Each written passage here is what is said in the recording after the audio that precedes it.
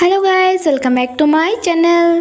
तो फिर से आ गई हूँ मैं अपनी टूटी फूटी हिंदी को लेके। तो चलिए एक्सप्लेनेशन स्टार्ट करते हैं। तो अगले एपिसोड के लास्ट में हम लोग देखे थे सिन वो अलमारी की दरवाज़ा खोलने ही वाला था, तभी उसके पास कॉल आ जाता है, इसलिए वो बात करने के लिए बाहर चला जाता है। और जब वापस आता है वो देखता है चैन की फ्रेंड उस अलमारी के सामने खड़ा था और कह रहा था इसमें मेरी कुछ पर्सनल चीज है, इसलिए आप इस टाइम इसे नहीं खोल सकते हो। सिन बाहर आ जाता है और खुद से ही कहने लग जाता है मुझे अच्छे से पता है तुम उसी अलमारी में छुपे हो, कोई बात नहीं, देखते हैं कितने दिन ऐसे छुप छुप के रहते हो मुझसे।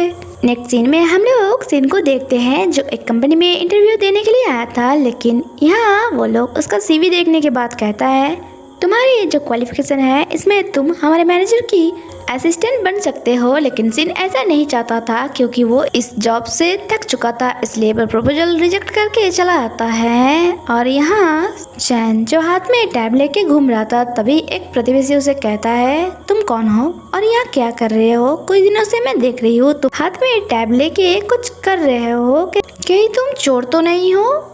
चैन कहती है मैं यहाँ भाड़े में रह रही हूँ। वो इंसान कहती है मैं तुम्हें इसका पहले तो कभी नहीं देखा।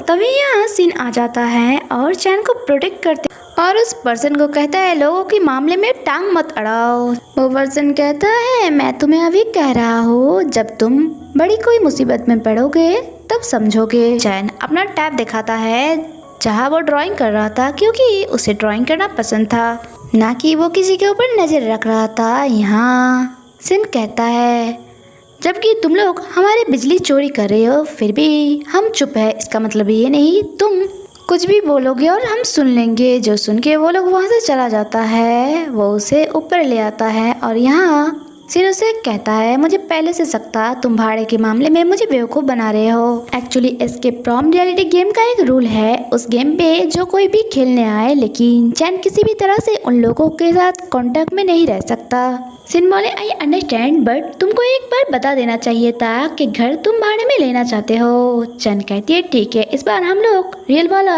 एग्रीमेंट बनाएंगे जिसमें मेरी नाम रहेगी।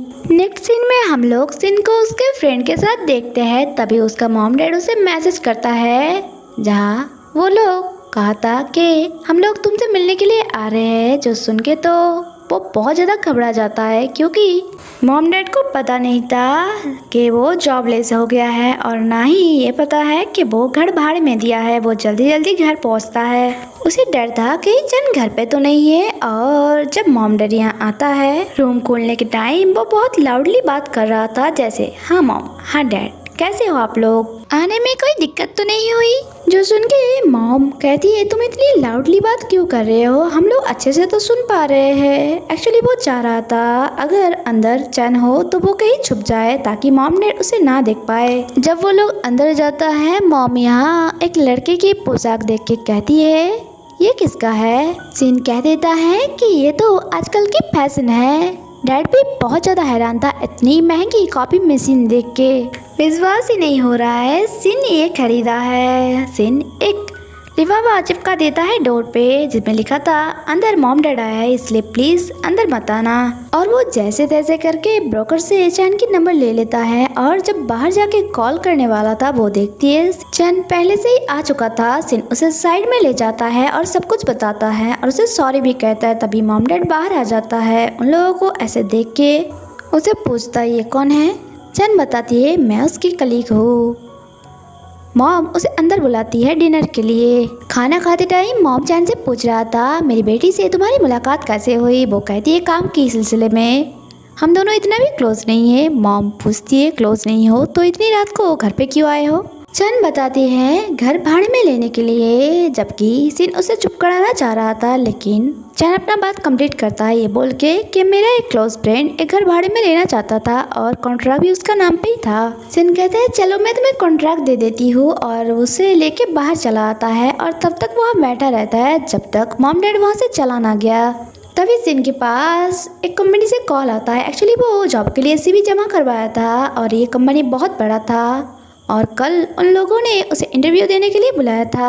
सिन खुश था ये सोच के कि अब उसका आर्किटेक्चर बनने की सपना पूरी होगी। नेक्स्ट डे वो इंटरव्यू देने के लिए जाता है लेकिन जब वो वहाँ चैन को देखते हैं वो थोड़ा हैरान होता है और हम लोगों को पता चलता है यहाँ का फाउंडर खुद चैन था। सिन को खुशी होता है कि वो इतना ज़्यादा अमीर होके भी इतना नॉर्मल रहता है। सिन का इंटरव्यू स्टार्ट होता है और वो अपना बनाया हुआ एक डिज़ाइन दिखाता है। चैन बताती है इसमें बहुत सारे प्रॉब्लम है जिस कारण ये कभी भी गिर सकता है, इसलिए हम लोगों को कुछ चेंज करना पड़ेगा। इसके बाद हम लोगों को पास्ट का एक सीन दिखाया जाता है जहाँ बिल्डिंग गिरने की वजह से चैन किसी अपने को खो दिया था, शायद इसलिए वो आर्किटेक्चर बना ताकि फ्यूचर में उसे ऐसी हर्ट ना होना पड़े। इसके बाद जब चैन लौटती है वहाँ सिन पहले से ही बैठा था न्यू रेंट की कॉन्ट्रैक्ट लेके, जिसमें लिखा था वो उसकी काम की सम्मान करेगा और उसे अपना प्राइवेसी देगा। चैन को पता चलता है कि ये कॉन्ट्रैक्ट सिन तब बनाया था जब उसे पता चला था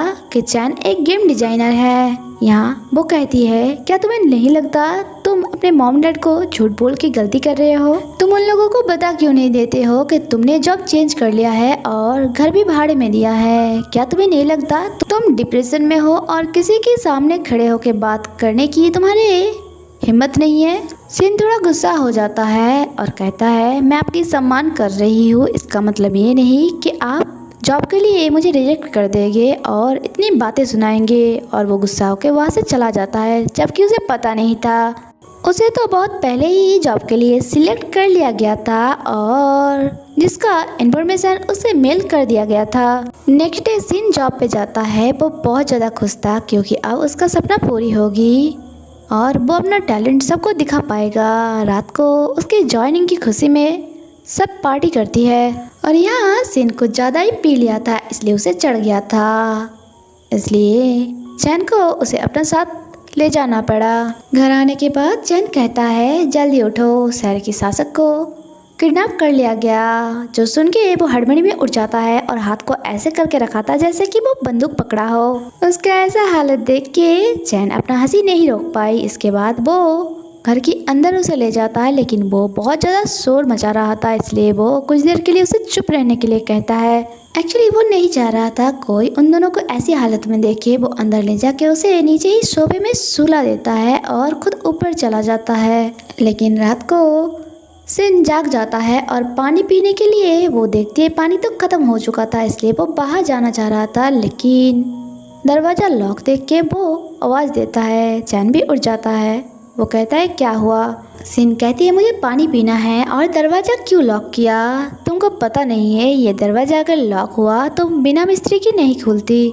मुझे पानी पीना है, अब मैं क्या करूँ? और यहाँ चैन एक तरकीब लगाता है और बालकनी से उसे पानी का बोतल दे देता है। इसके बाद वो दोनों बालकनी में बैठ के पूरी रात बात करता है जैसे दोनों बहुत पुराना फ्रेंड है। नेक्स्ट डे मिस्त्री को बुला के दरवाज़ा वो लोग खोल लिया था और यहाँ जब रेडी होके सिन जॉब के लिए जा रहा था, चैन उसे रोकती है और कहती है मैं तुम्हें ड्रॉप कर दूंगी।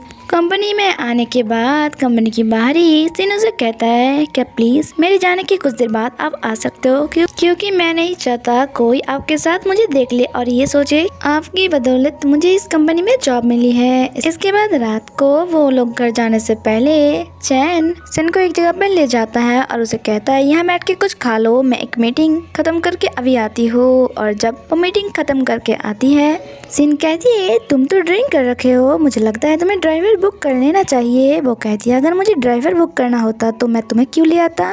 सिन कहती है अच्छा इसका मतलब तुम मेरा यूज़ कर रहे हो। चैन हंसता है। इसके कुछ दिन बाद चैन उसे मैसेज करके कहता है मैं चाहती हूँ इस वीकेंड में तुम मेरे साथ एक एंगेजमेंट पार्टी अटेंड करो। ऐसे ही चैन रोज़ रोज़ उसे अपना ड्राइवर बनाने लगा। एक्चुअली चैन को ड्राइविंग करना पसंद नहीं था और हम लोग देखते हैं वो लोग मैरिज फंक्शन के लिए निकल जाता है, लेकिन वहाँ जाने के लिए उन लोगों को उसे बुक करना होगा क्योंकि शादी एक आइलैंड पे हो रहा है। सिन कहती है तुम जाओ, मैं यहीं पे वेट कर लूँगा, जब तुम्हारा काम ख़त्म हो जाए तो आ जाना। लेकिन चैन नहीं मानता और कहती है तुम मेरे एक फ्रेंड के तौर पे मेरे साथ जाओगे। इसके बाद हम लोग देखते हैं वो लोग शादी में पहुँच चुका था। यहाँ दुल्हन को वो लोग बधाइयाँ देता है। एक्चुअली ये लड़की चैन की कॉलेज टाइम का फ्रेंड था। यहाँ दुल्हन अपने दूल्हा को इशारों में ही बुलाती है उन लोगों से परिचय करवाने के लिए। और जब सिन दूल्हे को देखते हैं वो हैरान था क्योंकि दूल्हा और कोई नहीं सिन का ही एक्स जो उसे एंगेजमेंट पे छोड़ के चला गया था। उसका एक्स भी उसे देख के हैरान था। और यहीं पे एपिसोड खत्म होता है गाइस। अगर आप लोगों को मेरी एक्सप्लेनेशन अच्छी लगी हो तो प्लीज वीडियो को लाइक करके चैनल को सब्सक्राइब कर देना। मिलते हैं नेक्स्ट एपिसोड में, तब तक के लिए स्टे कनेक्टेड। Bye bye.